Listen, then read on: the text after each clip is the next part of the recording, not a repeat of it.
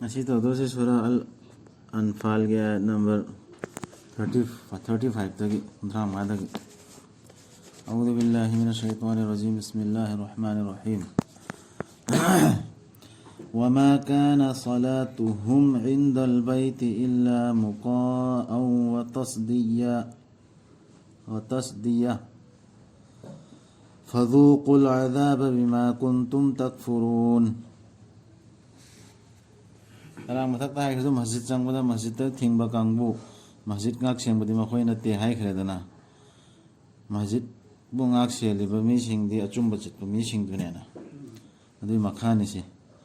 gari sunatte makhoina pangthok liba lining lai sondi hujuki masjid thingba kangbu tu mohoi masjid chenari men hai liba mapu sarib kangbu tu makhoina pangthok isi de lining lai sondi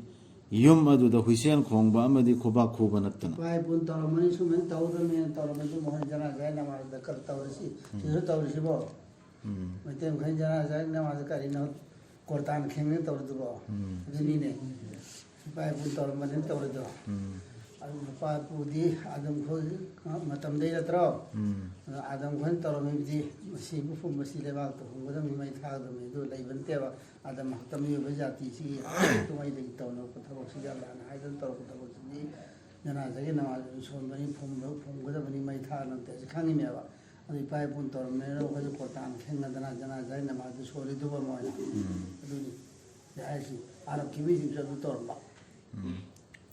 Mohon sore namaz judi salat esi namaz na tro lain lai sore na artha lidu namaz du bune ba mohon na pai pun toro me be lain lai sore tawri sidi baitullah malak tawri sidi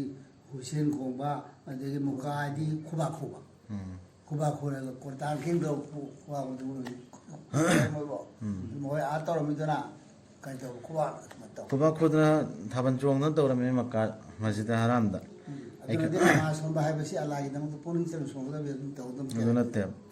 aduna mahau tolo tandigi nakoina thajada badugi ekoi sojik masjid ta kai gama program ma tawna dro kari no pangtha ta thadana mic sera pangkhong to khongdana adu tawroi dam masjid ta lining ba laison ba namaz son ba sidi puning changna lagi da makta son gadan ekoi sojik koi law dan tawna ri Nam ing na masjid di khon phakan na ngang har ga sira karai di isai no pang tha thari tu moi ne aduna mahau tong lo dan di gi na khoina tha da ba du ta seng na mak tha da ba sing duna khars dawi makhoi gi maran mathum mi bu thaidok na ba Allah gi lambi da gi akhoi su khars dawi be hoi tawri do adu mi thaidok nam ne mi thaido na makhar stau de khoi ure da nai khoi saki su lei makhoi na machu madu kharas tau khi gani adubu kaina thangda di madu khoi ji ko na di oirakani makhoi da ningam makta ban di macha adugi tungda makhoi bu lakthu gani aduga thajda ba singdu jahannam da khomjin gani lakthu khre da na jang ke bu badar jang ke bu lamdana फिर मुझे तो लोग सीख रहे हैं बहुत सारा खर्च तो बुझी भी आ रहा है बनते आगे लंबी तक तो मेरे मोंग चादर के लायक भी हो रहा है मसी अल्लाह ना खंदोक नबनी फत्तबबु अफबदगी अमदी फत्तब खरगी मथक्ता ननसिन्नबा जो हाइबा चथरिब सिंगसी aduga makhoi pumna makku singje kari mohanda lakhu ni hai dana mame de adu masi tawri si kari gina tawr kadawri si kari gina ai dana achumbaga arambaga kana no kando na ba kari to siga ai sum mam jawni ma to li yamiz allah al khabitha fattabasi asi khaido ta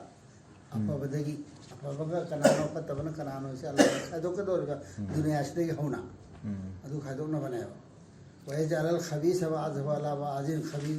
خبيث مسير فتح مسير سو أمجي متكتا ننبا تبكي أدوغا نلغا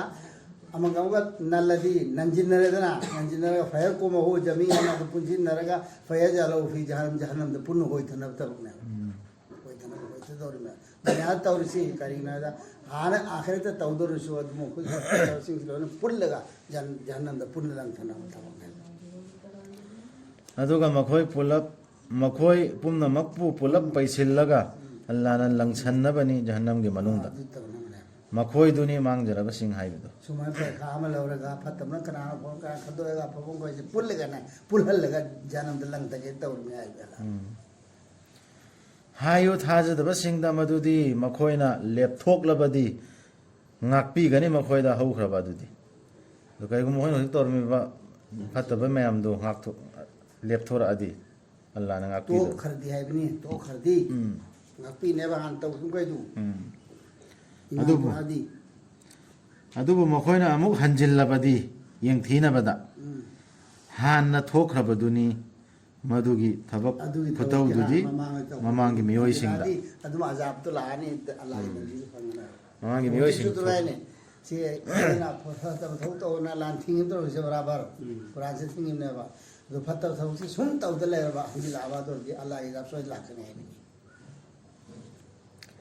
ꯊꯦꯡꯒꯥꯏꯅꯧ ꯃꯈꯣꯏꯒ ꯐꯤꯇꯅꯥ ꯂꯦꯞꯇ꯭ꯔꯤ ꯐꯥꯎ ꯑꯗꯨꯒ ꯙꯔꯃꯗꯨꯅ ꯃꯄꯨꯡ ꯐꯥꯅ ꯑꯜꯂꯥꯍ ꯈꯛꯇꯒꯤ ꯑꯣꯏꯗ꯭ꯔꯤ ꯐꯥꯎ ꯑꯗꯨꯕꯨ ꯃꯈꯣꯏꯅ ꯃꯗꯨ ꯂꯦꯞꯈ꯭ꯔꯕꯗꯤ ꯑꯗꯨ ꯑꯣꯏꯔꯕꯗꯤ ꯇꯁꯦꯡꯅꯃꯛ ꯑꯜꯂꯥꯍꯗꯤ ꯃꯈꯣꯏꯅ ꯇꯧꯔꯤꯕꯗꯨ ꯎꯕꯅꯤ ꯁꯤ ꯃꯁꯖꯤꯗꯇ ꯂꯩꯕ ꯀꯥꯡꯕꯨ ꯅꯠꯇ꯭ꯔꯣ ꯂꯣꯏꯅ ꯃꯨꯛꯅꯔꯤꯁꯤ ꯃꯁꯖꯤꯗꯇ ꯂꯩꯕ ꯀꯥꯡꯕꯨꯅꯤ ꯃꯨꯛꯅꯔꯤꯁꯤ ꯔꯁꯨꯜꯒꯤ ꯃꯇꯝꯗ ꯃꯈꯣꯏꯅ ꯇꯧꯔꯤꯕ ꯙꯔꯃ ꯆꯠꯂꯤꯕ ꯅꯤꯌꯣꯝ ꯅꯤꯇꯤ ꯃꯌꯥꯝꯗꯣ ꯑꯜꯂꯥꯍ ꯈꯛꯇꯒꯤ ꯑꯣꯔꯗꯔ ꯑꯜꯂꯥꯍꯅ ꯊꯥꯔꯛꯄ ꯗꯤꯟꯗꯨ ꯈꯛꯇ ꯑꯣꯏꯗ꯭ꯔꯤ ꯐꯥꯎ ꯍꯥꯏꯗꯤ ꯅꯠꯇꯕꯗ ꯑꯗꯨ ꯊꯕꯛꯇꯨ ꯍꯦꯛ ꯂꯦꯞꯂꯒ ꯑꯜꯂꯥꯍ ꯈꯛꯇꯒꯤ ꯑꯣꯏꯅ ꯇꯧꯗ꯭ꯔꯤ ꯐꯥꯎꯕ ꯅꯪ ꯂꯥꯟ ꯊꯦꯡꯅꯕ ꯃꯈꯣꯏꯒ ꯂꯥꯟ ꯊꯦꯡꯅꯕ ꯍꯩꯗ ꯑꯣꯏꯔꯁꯨ ꯑꯃꯗ ꯑꯣꯏꯔꯁꯨ ꯂꯥꯟꯒꯤ ꯗꯔꯀꯥꯔ ꯑꯣꯏꯔꯒ ꯂꯥꯟ ꯊꯦꯡꯅꯗ ꯂꯩꯌꯨ ꯑꯗꯨꯏꯗꯨꯒ ꯐꯖꯕ ꯃꯑꯣꯡꯗ ꯁꯕꯔꯒ ꯂꯣꯏꯅꯅ ꯊꯦꯡꯅꯕꯗꯨꯅꯤ ꯂꯥꯟ ꯍꯥꯏꯔꯤꯁꯤ ꯍꯦꯛꯇ ꯁꯥꯎꯅꯔ ꯇꯥꯈꯠꯅꯔ ꯈꯠꯅꯕ ꯅꯠꯇꯦ ꯑꯗꯨꯕꯨ ꯃꯈꯣꯏꯅ ꯌꯥꯅꯤꯡꯗꯅ ꯂꯩꯊꯣꯛꯈ꯭ꯔꯕ ꯑꯗꯨ ꯑꯣꯏꯔꯕꯗꯤ ꯈꯪꯉꯨ ꯑꯜꯂꯥꯍꯅꯅꯤ ꯅꯈꯣꯏꯕꯨ ꯁꯦꯟꯅꯕꯤꯔꯤꯕꯗꯨ ꯑꯜꯂꯥꯍꯗꯤ ꯑꯣꯟꯊꯣꯛꯅ ꯐꯈ꯭ꯔꯕ ꯁꯦꯟꯅꯕꯤꯕꯅꯤ ꯑꯣꯟꯊꯣꯛꯅ ꯐꯈ꯭ꯔꯕ ꯇꯦꯡꯕꯥꯡꯕꯤꯕꯅꯤ ꯋꯥꯔꯨꯅꯣꯕ ꯊꯦꯡꯅꯕ ꯃꯇꯝꯗ ꯑꯩꯈꯣꯏꯅ ꯃꯥꯏꯊꯤꯒꯅꯤ ꯀꯥꯏꯅ ꯋꯥꯔꯨꯅꯣ ꯈꯪꯉꯨ ꯃꯗꯨꯗꯤ ꯅꯈꯣꯏꯅ ꯂꯥꯟꯗ ꯐꯪꯂꯛꯄ ꯄꯣꯠꯁꯤꯡꯗꯨꯒꯤ ꯃꯉꯥ ꯊꯣꯛꯄꯒꯤ ꯑꯃꯗꯤ ꯑꯜꯂꯥꯍꯒꯤ ꯔꯁꯨꯜꯒꯤ ꯑꯅꯛꯄ ꯃꯔꯤ ꯃꯇꯥꯁꯤꯡꯒꯤ ꯑꯃꯗꯤ ꯃꯄꯥ ꯂꯩꯖꯗ꯭ꯔꯕ ꯑꯉꯥꯡꯁꯤꯡ ꯑꯅꯪꯕꯁꯤꯡ ꯑꯃꯁꯨꯡ ꯂꯪꯐꯩꯗ ꯂꯩꯕꯁꯤꯡꯒꯤꯅꯤ ꯅꯈꯣꯏꯅ ꯊꯥꯖꯔꯕꯗꯤ ꯑꯜꯂꯥꯍ ꯑꯃꯁꯨꯡ ꯑꯩꯈꯣꯏꯅ ꯊꯥꯗꯈꯤꯕꯗꯨꯗ ꯑꯩꯈꯣꯏꯒꯤ ꯏꯅꯥꯏꯗ ꯑꯆꯨꯝ ꯑꯔꯥꯟ ꯈꯟꯗꯣꯛ ꯈꯟꯖꯤꯟ ꯇꯧꯈꯤꯕ ꯅꯨꯃꯤꯠ ꯑꯗꯨꯗ ꯑꯜꯂꯥꯍꯗꯁꯨ ꯊꯥꯖꯔꯕ ꯑꯗꯩ ꯑꯜꯂꯥꯍꯅ ꯊꯥꯗꯔꯛꯏꯕ ꯔꯁꯨꯜꯗ ꯊꯥꯗꯔꯛꯏꯕ ꯄꯣꯠꯇꯣ ꯑꯗꯨꯗꯁꯨ ꯊꯥꯖꯔꯕꯗꯤ ꯍꯧꯖꯤꯛ ꯍꯥꯏꯈ꯭ꯔꯤꯕ ꯃꯊꯛꯇ ꯍꯥꯏꯈ꯭ꯔꯤꯕ ꯅꯤꯌꯣꯝꯁꯤ ꯀꯥꯅꯤꯗ 41ꯗ ꯀꯥꯗꯦ ꯀꯔꯝꯕꯅ ꯑꯆꯨꯝ ꯑꯔꯥꯟ ꯈꯪꯅꯕ ꯌꯧꯃꯜ ꯐꯨꯔꯀꯥꯟ ꯍꯥꯏꯁꯤ ꯀꯔꯝꯕ ꯅꯨꯃꯤꯠꯅꯣꯕ ꯀꯌꯥꯃꯅꯣ ꯍꯥꯏꯗꯕꯗꯨꯗ ꯍꯥꯏꯗꯦ ꯂꯥꯟꯗꯨꯒꯤ ꯋꯥꯔꯤꯅꯤ ꯖꯪꯒꯦ ꯕꯗꯔ ꯖꯪꯒꯦ ꯎꯍꯨꯜ ꯑꯗꯨꯅꯤ ꯑꯗꯨꯗꯨ ꯀꯥꯗꯕꯅꯤ ꯀꯥꯔꯝꯗꯕ ꯍꯧꯖꯤꯛꯀꯤ ꯑꯆꯨꯝ ꯑꯔꯥꯟ ꯈꯟꯗꯣꯛꯅꯕ ꯕꯗꯔꯗ ꯍꯥꯏꯕ꯭ꯔꯣ ꯑꯗꯨ ꯀꯥꯗꯦ ꯍꯥꯏꯔꯤꯕ ꯅꯠꯇꯦ ꯑꯗꯨ ꯃꯈꯥꯗ ꯑꯌꯥꯠꯇꯨ ꯄꯥꯗ꯭ꯔꯤꯌꯦ ꯄꯨꯟꯅ ꯑꯣ ꯑꯆꯨꯝ ꯑꯔꯥꯟ ꯈꯟꯗꯣꯛ ꯈꯟꯖꯤꯟ ꯇꯧꯈꯤꯕ ꯅꯨꯃꯤꯠ ꯑꯗꯨꯗ ꯅꯨꯃꯤꯠꯇꯨ ꯃꯗꯨꯗ ꯇꯦꯡꯒꯣꯜ ꯑꯅꯤ ꯊꯣ ꯃꯈꯥꯗ ꯍꯥꯏꯔꯛꯏꯁꯤꯕꯨ ꯇꯦꯡꯒꯣꯜ ꯑꯅꯤ ꯊꯦꯡꯒꯥꯏꯅꯈꯤꯕꯗꯨ ꯕꯗꯔꯗ ꯑꯜꯂꯥꯍꯗꯤ ꯄꯣꯠ ꯈꯨꯗꯤꯡꯃꯛꯀꯤ ꯃꯊꯛꯇ ꯉꯝꯕꯅꯤ ꯇꯧꯅꯤꯡꯕꯇ ꯇꯧꯕ ꯑꯗꯨꯒꯤ ꯍꯧꯖꯤꯛ ꯊꯦꯡꯒꯥꯏꯅꯈꯤꯕ ꯈꯨꯗꯝꯗꯣ ꯂꯥꯟꯒꯤ ꯑꯗꯨꯒꯤꯗꯣ ꯊꯥꯖꯕ ꯃꯤꯁꯤꯡ ꯑꯗꯨꯒꯤ ꯅꯨꯃꯤꯠꯇꯨꯗ ꯊꯥꯖꯕ ꯑꯗꯨꯗꯒꯤ ꯑꯜꯂꯥꯍꯗ ꯊꯥꯖꯕ ꯃꯤꯁꯤꯡꯒꯤꯗꯃꯛꯇꯗꯤ ꯍꯧꯖꯤꯛ ꯍꯥꯏꯈ꯭ꯔꯤꯕ ꯁꯔꯨꯛꯁꯤꯡꯁꯤ ꯃꯉꯥ ꯊꯣꯛꯄꯒꯤ ꯑꯃꯗꯤ ꯑꯜꯂꯥꯍꯒꯤ ꯔꯁꯨꯜꯒꯤ ꯂꯩꯔꯦꯗꯅ ꯑꯅꯛꯄ ꯃꯔꯤ ꯃꯇꯥꯁꯤꯡꯒꯤ ꯑꯃꯗꯤ ꯃꯄꯥ ꯂꯩꯖꯗ꯭ꯔꯕ ꯑꯉꯥꯡꯁꯤꯡ ꯑꯅꯪꯕ ꯑꯃꯁꯨꯡ ꯂꯪꯐꯩꯗ ꯂꯩꯕꯁꯤꯡꯒꯤꯅꯦꯕ ꯑꯇꯩꯅ ꯂꯥꯟ ꯌꯥꯎꯕ ꯃꯈꯩꯗꯨꯒꯤ ꯃꯃꯤꯡꯁꯤꯡꯒꯤ ꯂꯥꯟꯗ ꯁꯤꯔꯛꯇꯕ ꯃꯈꯩꯗꯨꯒꯤ ꯅꯤꯡꯁꯤꯡꯉꯨ ꯅꯈꯣꯏꯅ ꯂꯩꯈꯤꯕꯗꯨ ꯇꯝꯄꯥꯛꯇꯨꯒꯤ ꯑꯅꯛꯄ ꯅꯥꯀꯜꯗ ꯑꯗꯨꯒ ꯃꯈꯣꯏꯅ ꯃꯗꯨꯒꯤ ꯂꯥꯞꯊꯣꯛꯈꯤꯕ ꯅꯥꯀꯜꯗ ꯑꯃꯁꯨꯡ ꯀꯥꯔꯋꯥꯗꯨꯅ ꯅꯦꯝꯊꯅ ꯅꯈꯣꯏꯗꯒꯤ ꯃꯈꯜ ꯑꯍꯨꯝꯅꯤ ꯁꯤꯗ ꯍꯥꯏꯔꯤꯁꯤꯀꯣ ꯅꯈꯣꯏꯅ ꯍꯥꯏꯅꯔꯝꯂꯕꯁꯨ ꯊꯦꯡꯅꯅꯕ ꯁꯣꯏꯗꯅꯃꯛꯀꯤ ꯅꯈꯣꯏ ꯉꯝꯂꯝꯂꯣꯏꯗꯕꯅꯤ ꯍꯥꯏꯅꯈꯤꯕꯗꯨ ꯉꯥꯛꯄ ꯑꯗꯨꯕꯨ ꯃꯗꯨ ꯑꯣꯏꯍꯟꯕꯤꯈꯤꯕꯅꯤ अल्लाहना पांगथोकपिनबा वफम अमा हानना लेपथोकपिखरबा मदुदी थाजदबदगी मांगजरगदबसिंदु मांगजखिनबा दलीलगा कोनना चर्चा मसाना खंगना अदुगा थाजबदगी हिंगहौगदबसिंदुसु हिंजहौनबा दलीलगा कोनना अदुसु आइना हिंगहौरिबा आइना कामयाब होरिसे मसिसे आइना चुम्ब चपदुगिनी हैबदु मसानसु मोन प्रूफ फंगहौनबा तसेनमक अल्लाहदी सोइदनमक ताबनी खंगबनी चिसिले इपुंबसे अल्लाहना नेबा हादि आरानबना करिनो चुम्बना करिनो से डायरेक्ट फोंगना दलील दु फंगनबगी याम खनथबा याबा लौसिंगी आयातनी ईमान लैबा मिसिंगिदी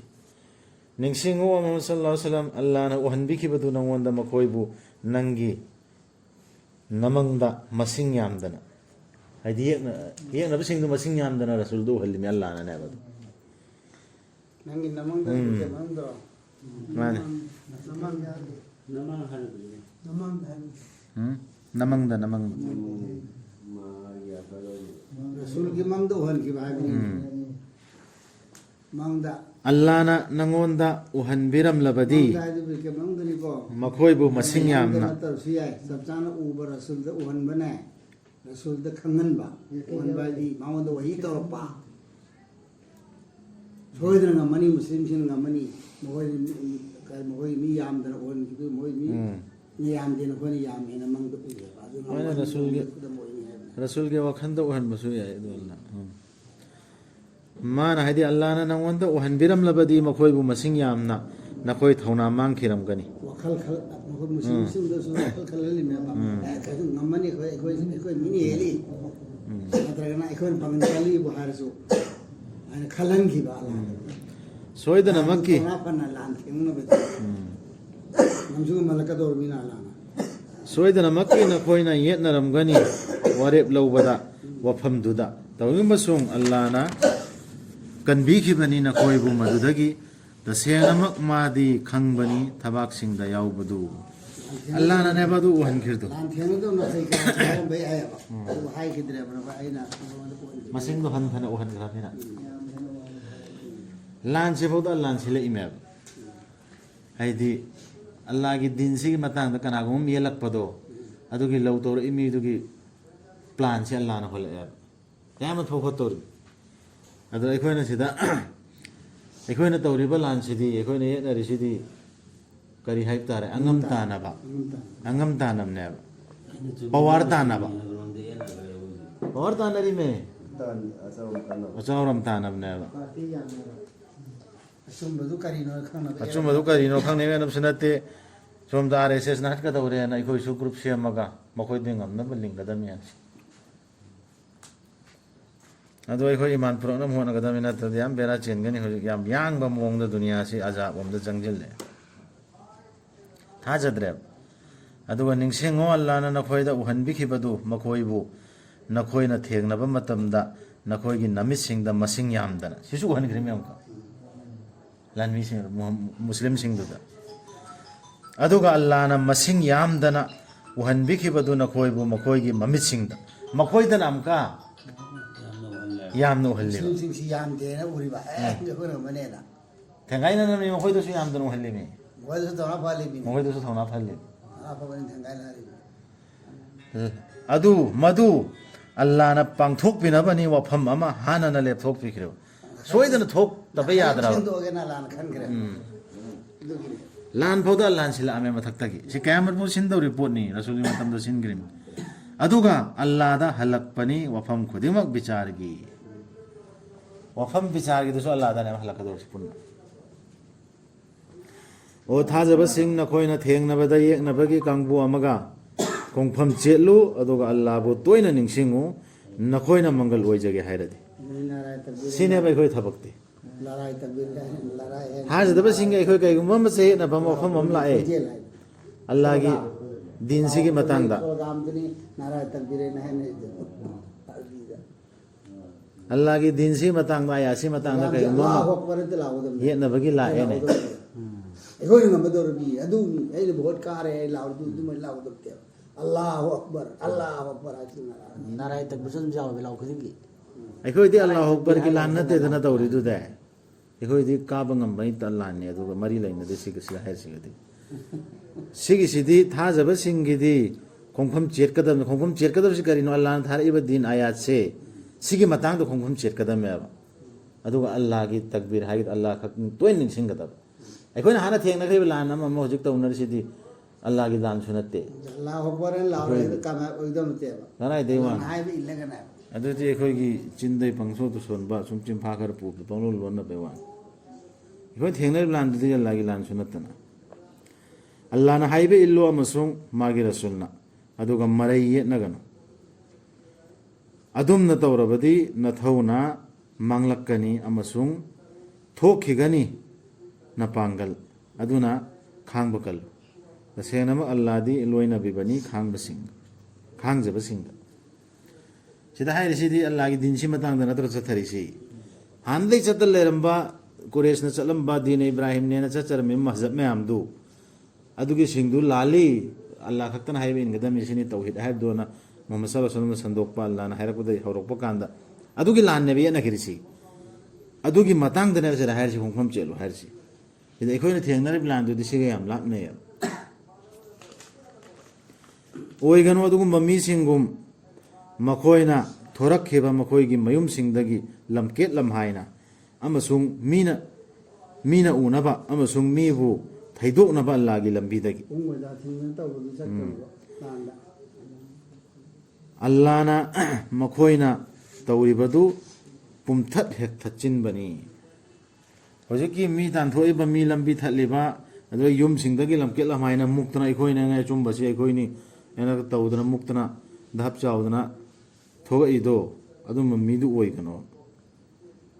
ꯑꯜꯂꯥꯍꯅ ꯄꯨꯝꯊꯠ ꯊꯠꯆꯤꯜꯂꯤ ꯍꯥꯏꯗꯤ ꯑꯜꯂꯥꯍꯒꯤ ꯏꯜꯃꯁꯤ ꯁꯤꯒꯤ ꯃꯈꯥꯗꯅꯦ ꯑꯩꯈꯣই ꯆꯠꯂꯤꯁꯦ ꯑꯩꯈꯣꯏꯅ ꯍꯤꯡꯉꯤꯁꯦ ꯑꯜꯂꯥꯍꯒꯤ ꯃꯈꯥꯗ ꯑꯜꯂꯥꯍꯒꯤ ꯂꯣ ꯑꯃꯒꯤ ꯃꯈꯥꯗꯅꯦ ꯑꯗꯨꯅ ꯈꯪꯗꯕ ꯅꯠꯇꯦꯕ ꯂꯣꯏ ꯈꯪꯉꯦ ꯑꯗꯨꯒ ꯅꯤꯡꯁꯤꯡꯉꯨ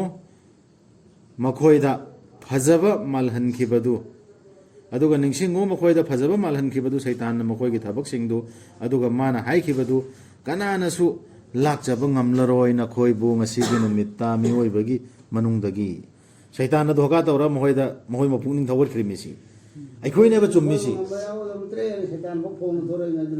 ꯃꯤꯁꯨ ꯑꯩꯈꯣꯏꯅ ꯌꯥꯝꯃꯕ ꯏꯄꯥ ꯏꯄꯨꯗ ꯑꯩꯈꯣꯏꯅ ꯆꯨꯝꯗꯅ ꯖꯃꯥꯠ ꯑꯣꯏꯅ ꯂꯤꯡꯗ ꯂꯥꯛꯑꯕ ꯍꯥꯏꯅ ꯀꯨꯔꯦꯁꯅ ꯃꯨꯛꯏꯃꯦꯕ ꯑꯩꯈꯣꯏꯗꯤ ꯀꯅꯥꯝ ꯐꯥꯎꯗ ꯊꯨꯗꯦꯛꯄ ꯉꯝꯃꯔꯣꯏꯅ ꯑꯕꯨ ꯖꯍꯜ ꯑꯩꯈꯣꯏ ꯃꯨꯛꯇ ꯂꯩꯈ꯭ꯔꯤꯕꯅꯦꯕ ꯍꯧꯖꯤꯛꯁꯨ ꯑꯗꯨꯃꯥꯏꯅ ꯃꯨꯛꯄ ꯌꯥꯎꯔꯤꯕ꯭ꯔꯕ ꯑꯩꯈꯣꯏ ꯃꯍꯖꯕꯁꯤꯡꯁꯤꯗ ꯑꯗꯨꯒꯤ ꯃꯤꯁꯤꯡꯗꯨ ꯒ꯭ꯌꯥꯟ ꯇꯥꯒꯗꯕꯅꯤ ꯆꯥꯎꯊꯦꯛ ꯀꯥꯡꯕꯨꯗꯨ ꯇꯁꯦꯡꯅꯃꯛ ꯑꯩ ꯅꯈꯣꯏꯒꯤ ꯌꯨꯝꯂꯣꯟꯅꯕꯅꯤ ꯁꯩꯇꯥꯟꯗꯨꯅꯤ ꯑꯗꯨꯕꯨ ꯇꯦꯡꯒꯣꯜ ꯑꯅꯤꯗꯨꯅ ꯑꯃꯅ ꯑꯃꯕꯨ ꯎꯅꯔꯛꯂꯕ ꯃꯇꯝꯗꯗꯤ ꯃꯥꯅ ꯈꯨꯗꯨꯡ ꯍꯟꯗꯨꯅ ꯆꯦꯟꯈꯤꯕꯅꯤ ꯁꯩꯇꯥꯟꯗꯨ ꯈꯨꯗꯨꯡ ꯍꯟꯗꯨꯅ ꯀꯥꯏꯅꯔꯝꯗꯥꯏꯗꯨꯗꯤ ꯁꯩꯇꯥꯟꯗꯨ ꯈꯨꯗꯨꯡ ꯍꯟꯗꯨꯅ ꯆꯦꯟꯈ꯭ꯔꯦ ꯃꯥꯅ ꯍꯥꯏꯈꯤꯕꯅꯤ ꯇꯁꯦꯡꯅꯃꯛ ꯑꯩ ꯅꯥꯟꯊꯣꯛꯆꯔꯕꯅꯤ ꯅꯈꯣꯏꯗꯒꯤ ꯇꯁꯦꯡꯅꯃꯛ ꯑꯩꯅ ꯎꯔꯦ ꯅꯈꯣꯏꯅ ꯎꯗꯕꯗꯨ तसेनामक आइदि अल्लाहबु कीजबनी अल्लाहदी साथीबनी दंदी पीबदा सिदा शैतान की फजबा करियमा चलिए वहीयमा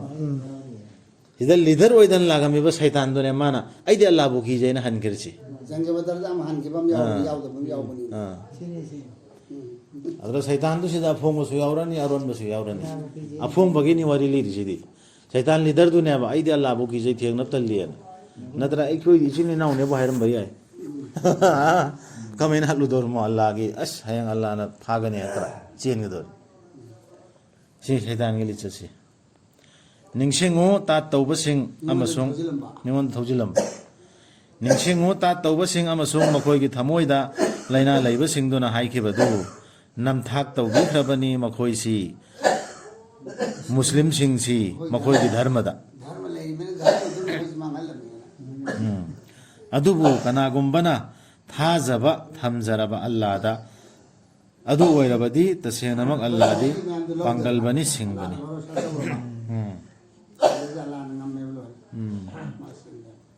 नंगना उबा ngamlamlabadi थाजदबा सिंगदुगी मथवाई लौबदु फरिस्ता सिंगना मदुदा मखोइना फुबदु मखोइगी ममाई सिंग अमसुंग मथुन सिंगदा असुमना हाइदुना महाउ तंगलो दंदी अचाकपा मैगी पुलिसने पूर तुम्हें हवाई लोग कांदा सु फुदोरी ममाई द मथुंदा पहले होते में पुलिसने पूर लो अदु मोंद पूर दे मोंद फुदो मसिन नखोई गी नखुत सिंग न थादो रखिबा फत्तब सिंग अदु गिनी मरम दि अल्लाह दि कैदो नु सु लान न तौबी दबनी मागी मनाई सिंग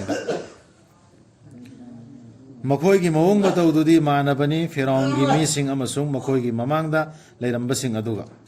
हानै सिंग दुगा मानदौरी लोइना मखोइना थाजखिदबनी अल्लाह गी खुदम सिंग दा लागे आया सिंग दा थाजखिदेना फिरौन गी कोमना अदुना अदुना अल्लाह ना फाखिबनी मखोई बु मखोई गी मराल सिंग दुगी तसेनम अल्लाह दी शक्ति लैबनी साथी बनी दंदी पीबदा से बदु दौरसिरा हा अदुम थोसा तसिरा मधु मरम मधुननी मधुदी अल्लाह ना होंगदोप तौबीदे करगिनो मरम ताक एमे अल्लाह ना होंगदोप तौबीदे अल्लाह ना पीबी खिबा थौजालदु जाति अमदा मखोइना होंगदोक जद्रि फाव मखोइ मसागी नुंगदा लैबदु तसेनम अल्लाह दी ताबनी खंगमनी सिनी नमदा होंगदो सिक्सिने अल्लाह ना मियोइबदा चॉइस पीरिसी नसाना मीदुना पामदना चंग आबा चलब कांदने बा मास होंग बदोस नतरदी हेतम मथक्तगी नूरम थाथरगा मी सेतो अलहन बनते मखोई गी मवोंग बतौदुदी मानबनी फिरौन गी मी सिंग अमसुंग मखोई गी मांगदा लेरंब सिंगदुगा मखोइना याखिदबनी मखोई गी रब की खुदम सिंगबु अदुना अल्लाह ना मांगहन खिबनी मखोई बु मखोई गी मपाप सिंगी दमक अदुगा अल्लाह ना इराक ना हनबी खिबनी फिरौन गी मी सिंगबु मखोई लोइनमक ओइ खिबनी अरानबा तौबा सिंग इराक ना हनगिब सिंगदु लोइना ओइ खियाब तस अरानबा ओइ खिबैने तसेंगनमक ख्वाइदगी फत्तबा अरेंगबा जीवा सिंगदी अल्लाह गी मफमदा थाजदबा सिंगदुनी वाजे फत्तबा जीवा अरेंगबदा पृथ्वीसिदा मखोइदुना थाजबा हाइबदु अमुक तौररोइदबनी वाजे फत्तब जीवने हबसी मखोइदु नंगना शांति तौनरबसु मखोइगा अदुगी तुंगदा मखोइना हेक्ता थुगाई मखोइगी सदीदु तौनबा खुदिंगदा कीबा लैते मखोइना अल्लाहबु मखोइगा करिगुम एग्रीमेंट तौनरसु वदाम तौनरसु त थुगाई होजिगे फत्तब जीव सिंगसी जानबम पुरासु अदुना ओ मुहम्मद सल्लल्लाहु अलैहि वसल्लम नंगना मखोइबु लांदा खुदुम चनबा ngamlabadi चाइखायु मखोइगा लोइनना मखोइगी तुंगदा लेप्पा सिंगदु मखोइना खनथरकना लोइसिल्लु मखोइबु सौगटपा सिंग अदुदा पारा ओइहन्नबा हादि मखोइगी तुंगदा मखोइगी मतें पांगना कांगु लेरिदना मखोइदसु पारा ओइहुनबा लोइसिल्लो लांदु कन्फर्म अम तौथो अदुगा नंगोंदा अकीबा लैरबदि मी सिंगना लौनम तौरकनी हाइबगी यानरिबदुदा हंदुना लंगसिनखो मखोइदा मखोइगी संदीदु एग्रीमेंट थुगाइरादी नंगसु लंगसिल्लो मानब मोंगदा हेंजिनबदी यादे मानब मोंगदनि हरसी तसेंगनमक अल्लाहना नुंसीदे नमथाक तौबा सिंगबु खलहनगनु थाजदबा सिंगदुबु मखोइ नानथोकनी हाइना तसेंगनमक सोइहनबा ngamloi मखोइना अल्लाहबु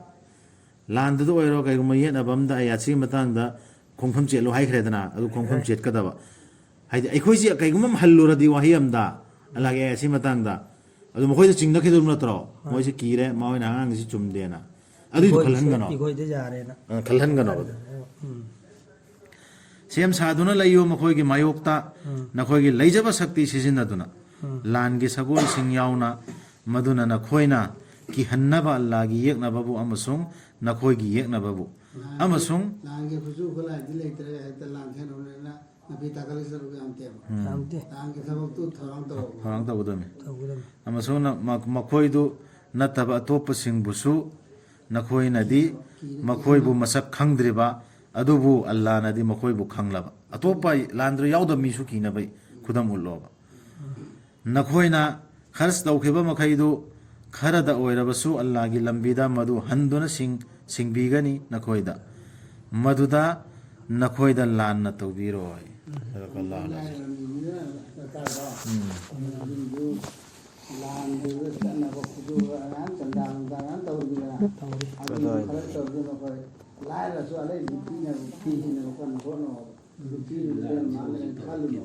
ꯐꯂꯥꯡ